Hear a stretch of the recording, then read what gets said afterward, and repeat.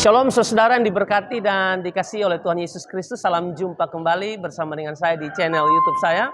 Dan pada kesempatan ini saudara yang diberkati dan dikasihi oleh Tuhan Yesus Kristus, saya sedang bersama dengan hamba Tuhan yang luar biasa yang hari ini melayani kami di gereja yang Tuhan percayakan untuk kami layani di GSJ Amazing Grace. Saya sedang bersama-sama dengan Bapak Pendeta Eben Plemo, dan menarik hari ini yang disampaikan oleh Bapak Pendeta Eben Plemo tentang mujizat masih ada. Dan saya juga percaya bahwa mujizat masih ada sampai dengan hari ini. Tetapi dari pemberitaan yang disampaikan oleh Pendeta Eben Plemo tadi, ternyata ada mujizat yang palsu, ada mujizat yang asli.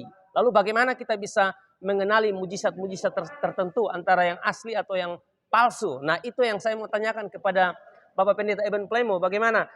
Bagaimana supaya jemaat Tuhan, para pendengar bisa membedakan mujizat yang asli atau mujizat yang palsu? Kira-kira hal apa yang bisa kita pelajari supaya kita mengetahuinya dengan baik? Ya, baik. Terima kasih tentunya Pastor Angki yang hari ini boleh kita sama-sama melayani Tuhan. Ya. Memang mujizat itu adalah sesuatu yang masih ada. Ya. Saudara kita mempercayai itu karena Alkitab memang mengatakan bahwa mujizat akan terus terjadi sampai Tuhan Yesus datang kembali yang kedua kali. Seperti yang dikatakan dalam Markus pasal 16 ayat yang ke-16 dan ayat yang ke-17. Tanda-tanda ini akan menyertai orang-orang percaya.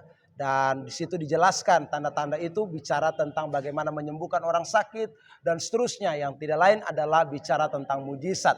Namun kita harus hati-hati karena iblis juga memang selalu menyamar. Alkitab berkata jelas bahwa dalam suratan 2 Korintus, Alkitab mengatakan iblis itu menyamar sebagai malaikat terang. Dan kadang-kadang mujizat-mujizat yang terjadi dimanipulasi, dipakai menjadi alat iblis untuk membawa orang kepada kesesatan. Nah, karena itu kita harus bisa membedakan mana mujizat asli dan mana mujizat palsu. Benar.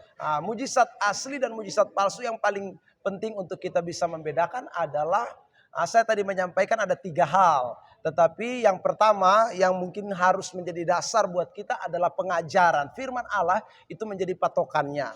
Jadi kita bisa tahu asli atau palsu kalau firman Allah itu menjadi prinsipnya. Prinsipnya. Jadi kita membandingkan apa yang terjadi mujizat itu dengan kebenaran. Itu pasti kita akan mampu membedakan. Ya. Tadi sempat disampaikan bahwa dari buahnya kita mengenal mereka. Ya. Jadi firman Allah mengatakan seperti itu. Buahnya kita bisa mengenal, tujuannya kita bisa mengenal tentang mujizat itu asli atau palsu. Ya.